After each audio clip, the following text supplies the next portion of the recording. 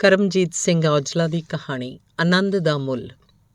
ਸਾਨੀ ਸਾਹਿਬ ਨੇ ਆਪਣਾ ਸਕੂਟਰ ਘਰ ਦੇ ਦਰਵਾਜ਼ੇ ਤੋਂ ਬਾਹਰ ਲਿਆ ਕੇ ਗਲੀ 'ਚ ਖੜਾ ਕੀਤਾ। ਫਿਰ ਪਿੱਛੇ ਮੁੜ ਕੇ ਘਰ ਦਾ ਦਰਵਾਜ਼ਾ ਬੰਦ ਕੀਤਾ ਤੇ ਇੱਕ ਲੰਮੀ ਆਵਾਜ਼ ਮਾਰੀ, ਤੋਸ਼ੀ। ਸਾਨੀ ਸਾਹਿਬ ਦੀ ਪਤਨੀ ਦਾ ਨਾਂ ਤੋਸ਼ੀ ਸੀ। ਉਹਨਾਂ ਦੀ ਲੰਮੀ ਆਵਾਜ਼ ਦੇ ਜਵਾਬ 'ਚ ਘਰ ਵਿੱਚੋਂ ਵੀ ਲੰਮੀ ਆਵਾਜ਼ ਵਿੱਚ ਹੀ ਜਵਾਬ ਆਉਂਦਾ ਹੈ, ਹਾਂਜੀ। ਸਾਨੀ ਸਾਹਿਬ ਦੀ ਪਤਨੀ ਘਰ ਦੇ ਕਿਸੇ ਖੂੰਜੇ ਵਿੱਚੋਂ ਕਾਫੀ ਉੱਚਾ ਬੋਲਦੀ ਹੈ ਤੇ ਹਥਲਾ ਕੰਮ ਵਿੱਚ ਹੀ ਛੱਡ ਕੇ ਲੋਹੇ ਦੇ ਗੇਟ 'ਤੇ ਹੱਥ ਰੱਖ ਕੇ ਪੱਬਾਂ ਭਾਰ ਖੜੀ ਹੋ ਕੇ ਆਪਣੇ ਪਤੀ ਵੱਲ ਵੇਖਣ ਲੱਗ ਪੈਂਦੀ ਹੈ। ਸ਼੍ਰੀਮਤੀ ਤੋਸ਼ੀ ਸਾਨੀ ਦਾ ਕੱਦ ਕੋਈ ਮਧਰਾ ਤਾਂ ਨਹੀਂ, ਪਰ ਉਹਨਾਂ ਦੇ ਘਰ ਦੇ ਲੋਹੇ ਦੇ ਗੇਟ ਦੇ ਪੱਲੜੇ ਉੱਚੇ ਹੋਣ ਕਰਕੇ ਉਹਨੂੰ ਗੇਟ ਉੱਤੋਂ ਦੀ ਬਾਹਰ ਵੇਖਣ ਲਈ ਪੱਬਾਂ ਭਾਰ ਖਲੋਣਾ ਹੀ ਪੈਂਦਾ ਹੈ। ਗੇਟ ਦੀ ਉਚਾਈ ਸ਼੍ਰੀਮਤੀ ਤੋਸ਼ੀ ਸਾਨੀ ਨੂੰ ਸਦਾ ਹੀ ਅਸੁਵਿਧਾਜਨਕ ਰਹੀ ਹੈ। ਉਹਨੇ ਇਹਦਾ ਉਲਾਮਾ ਆਪਣੇ ਪਤੀ ਨੂੰ ਕਈ ਵਾਰ ਦਿੱਤਾ ਸੀ। ਉਹ ਇਸ ਗੱਲ 'ਤੇ ਕਈ ਵਾਰ ਝੂਰੀ ਵੀ ਸੀ ਕਿ ਪੁਰਾਣੇ ਨਮੂਨੇ ਦਾ ਗੇਟ ਗਲੋਂ ਵੀ ਨਹੀਂ ਲਾਇਆ ਜਾ ਸਕਦਾ, ਕਿਉਂਕਿ ਘੱਟੋ ਘੱਟ 3000 ਰੁਪਏ ਦਾ ਖਰਚਾ ਨਹੀਂ ਸੀ ਕੀਤਾ ਜਾ ਸਕਦਾ। ਸ਼੍ਰੀਮਤੀ ਤੋਸ਼ੀ ਸਾਨੀ ਨੂੰ ਆਪਣੇ ਬੇਸੁਰਾ ਬੇਡੌਲ ਤੇ ਲੋਕਾਂ ਦੇ ਸਜੀਲੇ ਗੇਟਾਂ ਦੇ ਮੁਕਾਬਲੇ ਬੜਾ ਭੈੜਾ ਲੱਗਦਾ, ਖਿਝਾਉਂਦਾ, ਪਰ 3000 ਦਾ ਖਰਚ ਕਰਨੋਂ ਅਸਮਰਥਾ ਉਹਨੂੰ ਤੇ ਟੱਬਰ ਦੇ ਦੂਜੇ ਜੀਆਂ ਤੋਂ ਖਿੱਝ ਕੇ ਨਾਪਸੰਦਗੀ ਦਾ ਕਸੈਲਾ ਘੁੱਟ ਭਰਵਾਈ ਜਾਂਦੀ। ਪਤਨੀ ਦੇ ਘਰ ਅੰਦਰੋਂ ਗੇਟ ਤੱਕ ਆਉਣ 'ਚ ਲੱਗਣ ਵਾਲੇ ਸਮੇਂ ਦੇ ਦੌਰਾਨ ਸਾਨੀ ਸਾਹਿਬ ਗੇਟ ਤੋਂ ਚੱਲ ਕੇ ਸਕੂਟਰ ਤੱਕ ਪਹੁੰਚ ਜਾਂਦੇ। ਆਪਣੇ ਹੱਥ ਸਕੂਟਰ ਦੇ ਹੈਂਡਲ ਦੇ ਮੁੰਨਿਆਂ 'ਤੇ ਰੱਖ ਪੈਰ ਕਿੱਕ 'ਤੇ ਐਵੇਂ ਰੱਖਦੇ ਆ ਜਿਵੇਂ ਹੁਣੇ ਸਕੂਟਰ ਸਟਾਰਟ ਕਰਕੇ ਉਹ ਜਾ ਹੋ ਜਾਣਗੇ। ਐਨ ਪ੍ਰਸਥਾਨ ਕਰਨ ਦੀ ਉਹਨਾਂ ਦੀ ਮੁਦਰਾ ਬਣ ਜਾਣ ਤੋਂ ਫੌਰਨ ਬਾਅਦ ਉਹ ਪਿੱਛਾਂ ਨੂੰ ਧੌਣ ਘੁਮਾ ਕੇ ਬੰਦ ਕੀਤੇ ਗਏ ਗੇਟ ਵੱਲ ਵੇਖਦੇ, ਸਦਾ ਵਾਂਗ ਉੱਥੇ ਪਹੁੰਚ ਚੁੱਕੀ ਤੇ ਪੱਬਾਂ ਭਾਰ ਖੜੀ ਆਪਣੀ ਪਤਨੀ ਨੂੰ ਵੇਖ ਕੇ ਸੰਬੋਧਿਤ ਹੁੰਦੇ। ਮੈਂ ਚੱਲਿਆ ਤੋਸ਼ੀ, ਇਹ ਕਹਿੰਦੇ ਹੋਏ ਸਾਹਬ ਅੱਧੀ ਮੋੜੀ ਧੌਣ ਨਾਲ ਆਪਣੀ ਪਤਨੀ ਤੇ ਗੇਟ ਵੱਲ ਵੇਖ ਕੇ ਗੇਟ ਦੀ ਉਚਾਈ ਦੀ ਅਸੁਵਿਧਾ ਤੇ ਦਿੱਖ ਦਾ ਮਾੜਾ ਹੋਣਾ ਮਹਿਸੂਸ ਕਰਦੇ। ਗੇਟ ਦੀ ਨਾਪਸੰਦਗੀ ਹੁੰਦਿਆਂ ਹੋਇਆਂ ਵੀ ਉਹਨਾਂ 'ਚ ਕਰਮਸ਼ੀਲਤਾ ਨਾ ਆਉਂਦੀ, ਕਿਉਂਕਿ 3000 ਰੁਪਏ ਦਾ ਖਰਚਾ ਇੱਕ ਵੱਡੀ ਰੁਕਾਵਟ ਸੀ। ਐਨਕ ਤਾਂ ਨਹੀਂ ਭੁੱਲ ਗਏ? ਸ਼੍ਰੀਮਤੀ ਤੋਸ਼ੀ ਸਾਨੀ ਨੂੰ ਪੁੱਛਦੀ। ਹੁਣ ਤੱਕ ਪੱਬਾਂ ਭਾਰ ਖੜੀ ਰਹਿ ਕੇ ਉਹਦੇ ਪੈਰ, ਪਿੰਨੀਆਂ, ਧੌਣ ਤਿੰਨਾਂ 'ਚ ਹੀ ਥਕਾਵਟ ਮਹਿਸੂਸ ਹੋਣ ਲੱਗ ਪਈ ਸੀ। ਓਹੋ, ਭੁੱਲ ਹੀ ਗਿਆ ਮੈਂ ਐਨਕ। ਲਿਆਈ ਤੋਸ਼ੀ। ਐਨਕ ਮੇਜ਼ 'ਤੇ ਪਈ ਜਿੱਥੇ ਮੈਂ ਚਾਹ ਪੀਂਦਾ ਸੀ।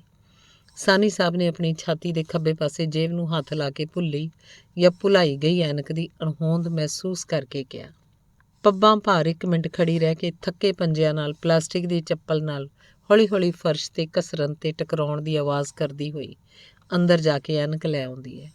ਉਹਦਾ ਪਤੀ ਧੋਤਾ ਰੁਮਾਲ ਲੈਣਾ ਵੀ ਭੁੱਲ ਗਿਆ ਸੀ। ਉਹ ਦੋਵੇਂ ਚੀਜ਼ਾਂ ਲੈ ਕੇ ਗੇਟ ਤੱਕ ਆਈ।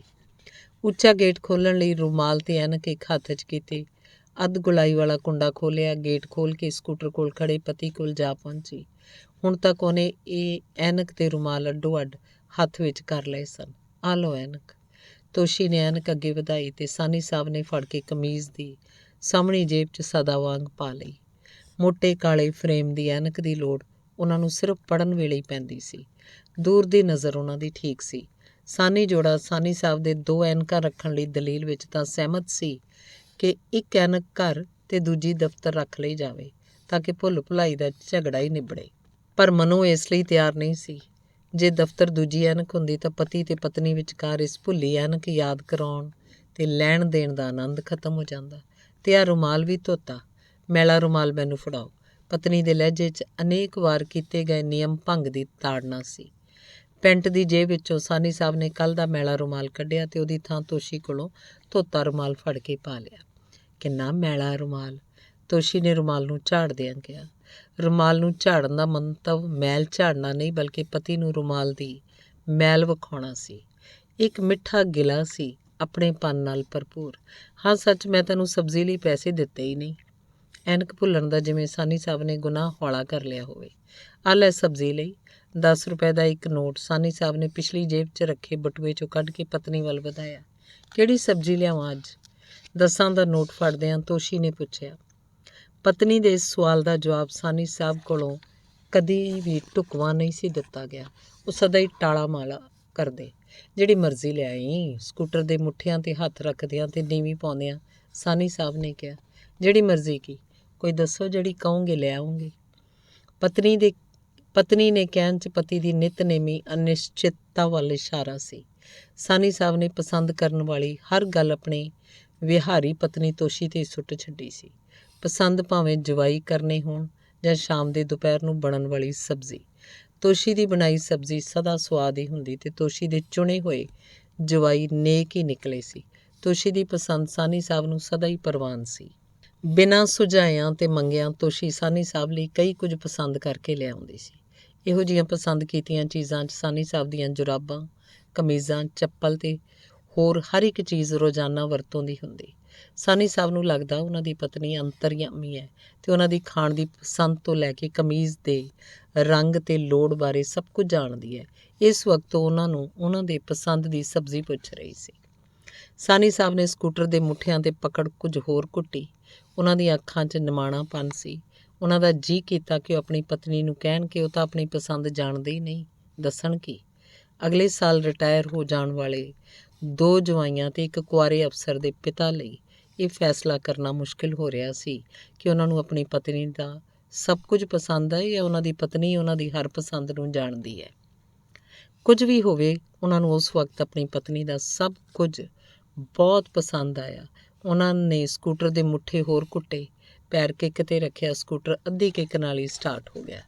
ਲੈ ਆਵੀਂ ਕੋਈ ਸਬਜ਼ੀ ਜਿਹੜੀ ਜੀ ਕਰੂ, ਸਾਨੀ ਸਾਹਿਬ ਨੇ ਕਿਹਾ ਤੇ ਜਿਵੇਂ ਅੱਗੇ ਕਹਿਣਾ ਚਾਹੁੰਦੇ ਹੁਣ, ਤੂੰ ਜੋ ਵੀ ਲਿਆਏਂਗੀ ਉਹੀ ਪਸੰਦ ਹੋਣੀ ਹੈ ਸਾਡੀ। ਸਰਲ ਤੇ ਸਾਦੇ ਸਾਨੀ ਸਾਹਿਬ ਬੋਲਦੇ ਘੱਟ ਪਰ ਮਹਿਸੂਸ ਵੱਧ ਕਰਦੇ ਸੀ। ਤੋਸ਼ੀ ਸਾਨੀ ਗੇਟ ਤੋਂ ਅੰਦਰ ਹੋ ਕੇ ਗੇਟ ਬੰਦ ਕਰ ਰਹੀ ਸੀ। ਗੇਟ ਬੰਦ ਕਰਨ ਦੀ ਆਵਾਜ਼ ਸਾਨੀ ਸਾਹਿਬ ਨੇ ਸੁਣੀ। ਉਹਨਾਂ ਪਹਿਲਾ ਗੇਅਰ ਪਾਇਆ, ਹੌਲੀ-ਹੌਲੀ ਕਲੱਚ ਛੱਡਿਆ, ਸਕੂਟਰ ਹੌਲੀ-ਹੌਲੀ ਰਿੜ੍ਹਿਆ। ਗੇਟ ਤੋਂ ਦੂਰ ਹੋ ਰਹੇ ਸਾਨੀ ਸਾਹਿਬ ਸੋਚ ਰਹੇ ਸੀ ਗੇਟ ਬਦਲਾਉਣ ਦੇ 3000 ਦੇ ਖਰਚੇ ਬਾਰੇ। ਨਵੇਂ ਰਿਵਾਜ਼ ਦਾ ਗੇਟ ਲੱਗ ਜਾਏ ਤਾਂ ਤੋਸ਼ੀ ਨੂੰ ਭੁੱਲੀ ਜਾਂ ਭੁਲਾਈ ਐਨਕ ਬਾਰੇ ਪੱਬਾਂ ਭਾਰ ਹੋ ਕੇ ਨਹੀਂ ਪੁੱਛਣਾ ਪਏਗਾ। ਗੇਟ ਵੀ ਸੋਹਣਾ ਲੱਗੇਗਾ। ਉਹਨਾਂ ਦੀ ਪਤਨੀ ਖੁਸ਼ ਹੋਏਗੀ ਤੇ ਥੱਕੇਗੀ ਵੀ ਨਹੀਂ। ਪਤਨੀ ਦੀ ਖੁਸ਼ੀ ਤੇ ਸੁਵਿਧਾ ਤੋਂ ਪ੍ਰਾਪਤ ਹੋਣ ਵਾਲੇ ਆਨੰਦ ਦੇ ਮੁਕਾਬਲੇ 3000 ਦਾ ਖਰਚਾ ਨਿਗੂਣਾ ਲੱਗ ਕੇ ਉਹਨਾਂ ਦਾ ਇਰਾਦਾ ਪੱਕਾ ਕਰ ਚੁੱਕਾ ਸੀ। ਧੰਨਵਾਦ।